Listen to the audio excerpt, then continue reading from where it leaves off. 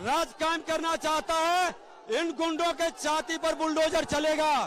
खोल के विजय सिन्हा इसके छाती पर चलाएगा। नहीं वोट देने दिया मेरा पोलिंग एजेंट को। सुबह ही 6:30 बजे 6 बजे लौटा दिया। अति पिछड़ा और दलित समुदाय का हमारा पोलिंग एजेंट था। और इसका गुंडे देखिए, सत्ता में नहीं आया है तो ये गुंडे है। ये खोड़ियारी है ना, खोड़ियारी का बूथ है। जिला प्रशासन घर में घुस करके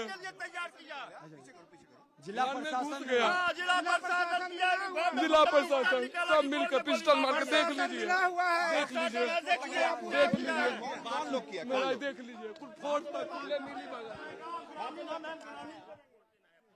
आप विजय सिन्हा हुआ और उनका ये कहना था कि ये जो हुआ है ये सब आरजेडी के जो समर्थक हैं वो कर रहे हैं, आरजेडी के गुंडा जो है वो कर रहे हैं। साथ साथ उन्होंने कहा कि बुलडोजर चलवाया जाएगा इनकी छाती पर और विजय सिन्हा आ रहे हैं वापस सत्ता में। ये तमाम बातें कहते हुए नजर आए। और इस बीच आपको ये भी बता दें कि लखीसराय में मतदान के बीच जो हंगामा है वो भी होता हुआ नजर आया है। कहीं पर देखिए आपको बता दें कि अगर आप कुल मतदान को अगर आप समझे तो अभी तक अलग अलग जगहों पर 2020 में अगर आप समझे इन सीटों पर तो 57.22% जो मतदान है वो हुआ था। सबसे ज़्यादा मीनापुर में मतदान जो है वो हुआ था। अभी भी लगातार जो मतदान है उसमें मीनापुर आगे बढ़ता हुआ नजर आ रहा है। तो आपको बता दें कि 18 जिलों में लगभग 53.77% अजय सिंह और जदयू से कांग्रेस में गया है सुजीत कुमार, दोनों इस गांव में आके डिस्टर्ब कर रहा है। 2 घंटा से बैठा रहा। प्रशासन भी उसके सहयोग में हमारे कार्यकर्ता को रगेद रगेद के पीटा है। अभी कई लोग पंचायत करके दुआरी तक ले पहुंच गया टोटल फोर्स देने के लिए लाइन में लगे और रोपेट दिया गया। और सुजीत कुमार अजय सिंह आया और हम सुजीत कुमार अजय कुमार दारू पी करके बोला कि यहाँ बोकस वोट नहीं, कुछ वोट नहीं देना है, आरजेडी का सिर्फ वोट जाएगा, कांग्रेस का पंजा छा पर 2 घंटा डिस्टर्ब मेरा हमको यहाँ लगा है। यही नहीं, सुनिए 1 मिनट।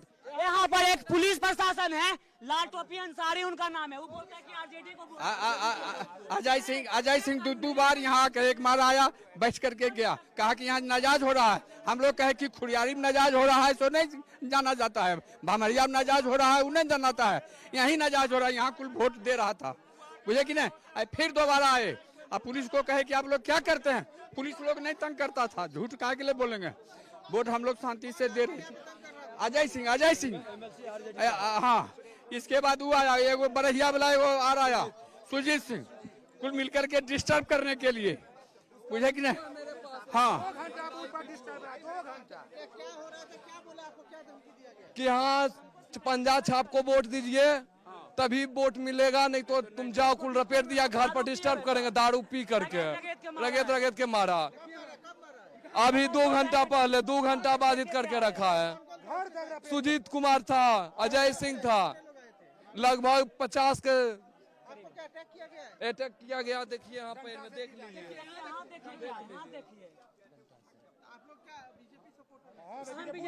पंचायत अध्यक्ष है भमरिया पंचायत अध्यक्ष है गौरव कुमार।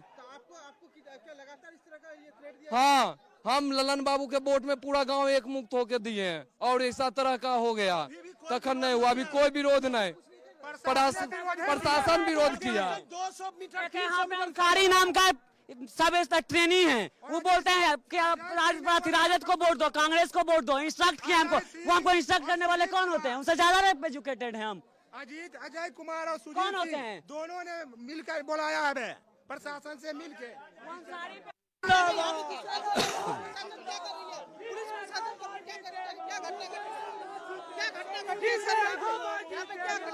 यहाँ राजद का एमएलसी अजय जी और जदयू से गया है कांग्रेस में सुजीत कुमार, दोनों मिलके आके गांव को धमकाया, प्रशासन के साथ मिलके रगे दबाया।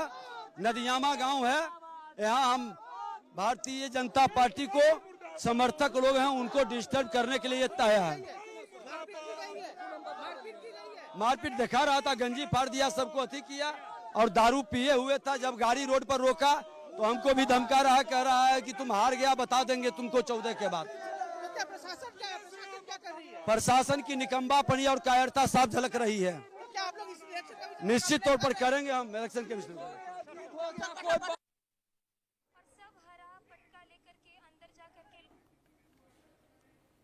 तो डॉक्टर रमेश ठाकुर की भी मौजूदगी हमारे साथ है, रास बिहारी जी भी हमारे साथ है।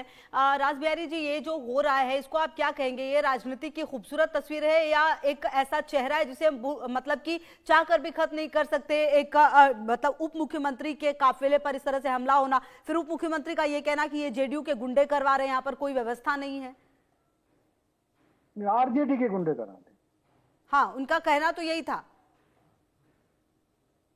देखिए, ये जो मामला है बड़ा गंभीर मामला है कि प्रदेश का उप मुख्यमंत्री हो, भाजपा का उम्मीदवार है, बड़ा नेता है। बिल्कुल। अगर उनके इलाके में, उनके ही क्षेत्र में अगर इस तरह की घटना होती है तो ये बहुत गंभीर बात है कि एक उप मुख्यमंत्री को अगर अपने ही राज्य में इस तरह से गुहार लगानी पड़े, प्रशासन के खिलाफ बोलना पड़े, तो इसका मतलब है कि मामला बहुत गंभीर है और इसको चुनाव आयोग को बड़ी गंभीरता से लेने की जरूरत है।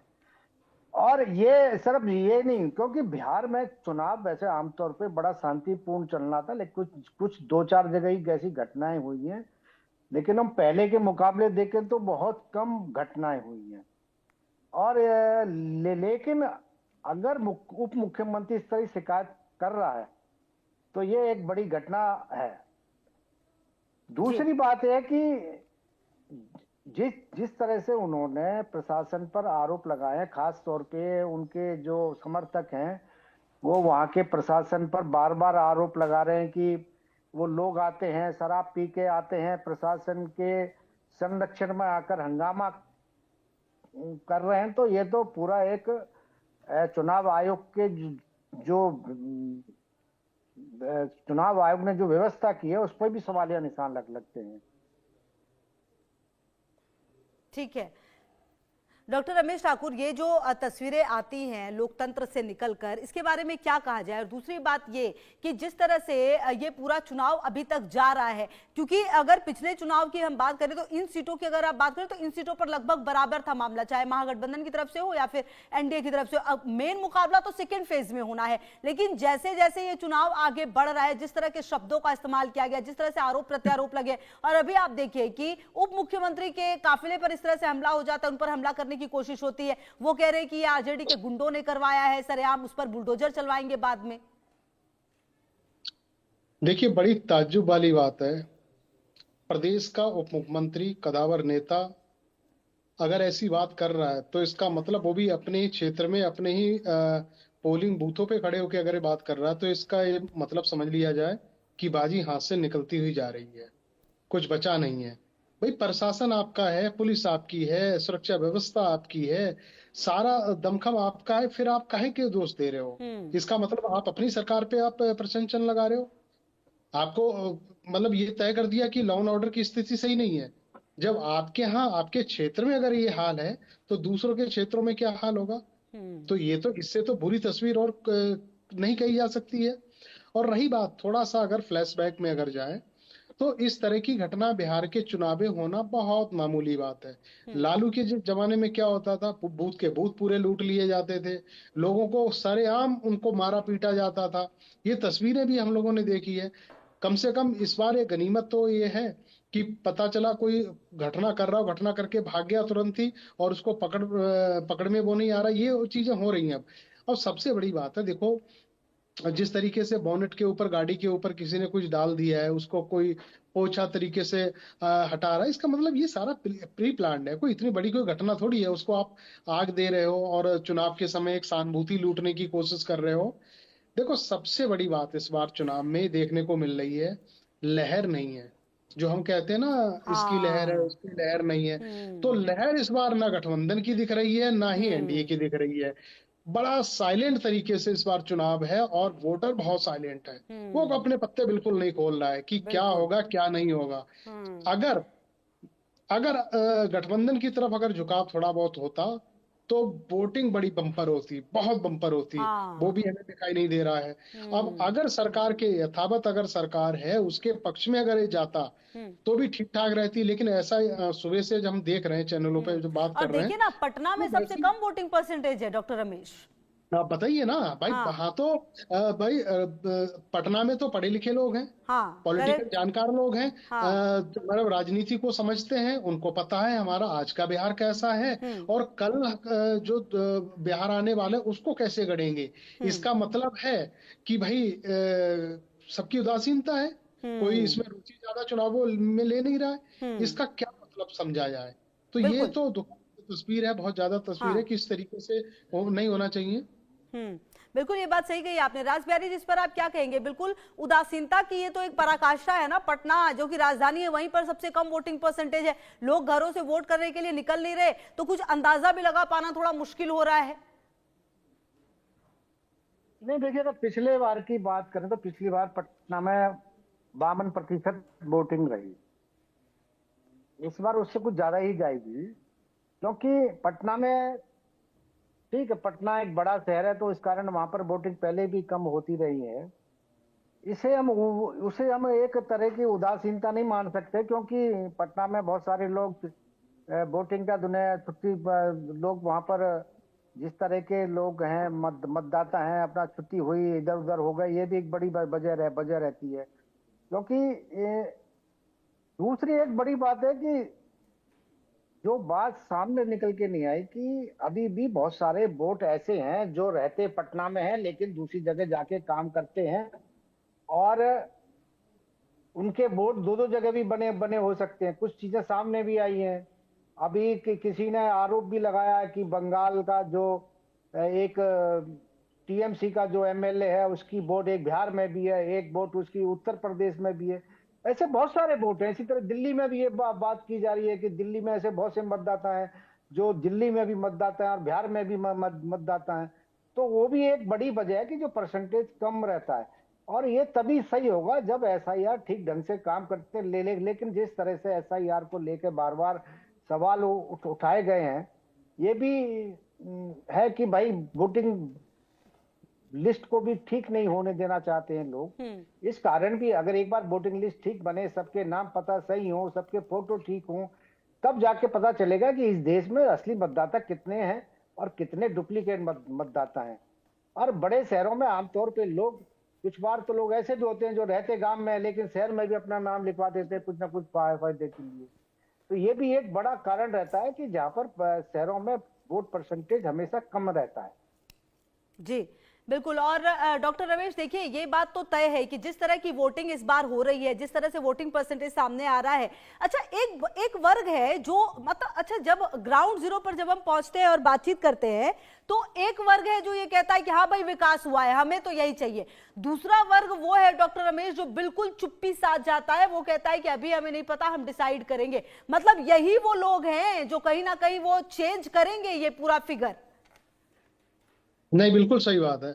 अभी आदरणीय रासबिहारी जी ने एक बात कही कि देखो छुट्टी का दिन है और कोई कोई वोट भी नहीं देते हैं, कोई गांव में रहते हैं, किसी का वोट, इस तरीके की चीजें उन्होंने बात बताई।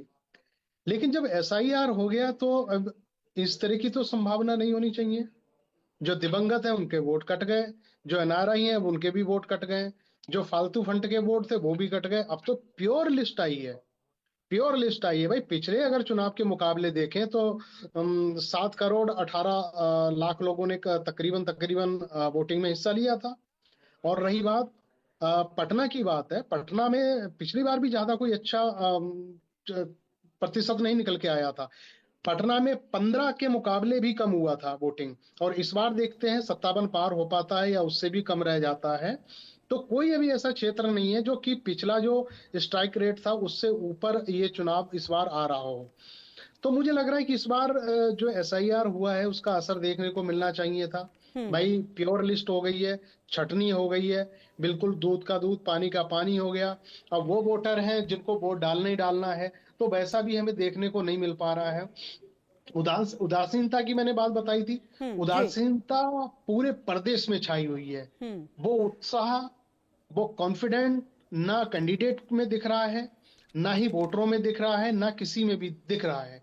क्योंकि लंबी लंबी कतारें हम लोगों ने ग्रामीण क्षेत्रों में देखी थी। बिहार से अपना वास्ता नहीं रहा, कभी बिहार जाने का भी मौका भी नहीं मिला, लेकिन हाँ, यूपी से लगे हुए जितने भी क्षेत्र हैं तो उसमें हम लोग देखते रहते हैं, दोस्त यार हैं, उनसे बात होती है। अभी ये बेगूसराय में और एक जगह पे बात हो रही थी, तो वो बता रहे थे, स्थानीय रिपोर्टर भी बता रहे थे कि वो मजा नहीं है पहले वाला जो 2020 में हमने कम से कम देखा था, वो इस बार दिखाई नहीं दे रहा। क्यों नहीं दिखाई दे रहा है? इस पे इलेक्शन कमीशन को जिस तरीके से एक्सपोज राहुल गांधी ने कर दिया है, और एन वक्त कल 2 घंटे कुछ घंटे से पहले ही जो उन्होंने हाइड्रोजन बम के नाम से फोड़ दिया है, उसका असर दिखाई दे रहा है। कोई माने या ना माने, वोटरों में लगने लगा है कि यार ये राहुल गांधी सही तो नहीं कह रहे हैं। पता चला हम वोट डालने जा रहे हैं और हम अपने मनपसंद किसी कैंडिडेट को दे रहे हैं और पता जाते जाते हमारा वोट चोरी हो गया। इससे बढ़िया है वोट ही ना डालो, घर में छुट्टी का दिन है, घरवाली को कहो भाई पकौड़े बनाओ, पकौड़े खाते हैं, या खाना अच्छा पकवान बनाओ। तो ये भी स्थिति मुझे लग रहा आज वोटरों में देखने को मिल रही है, तभी लोग घरों से बाहर नहीं निकल रहे हैं। बिल्कुल, ये जो बात आपने कही ये बहुत ही इंपॉर्टेंट है।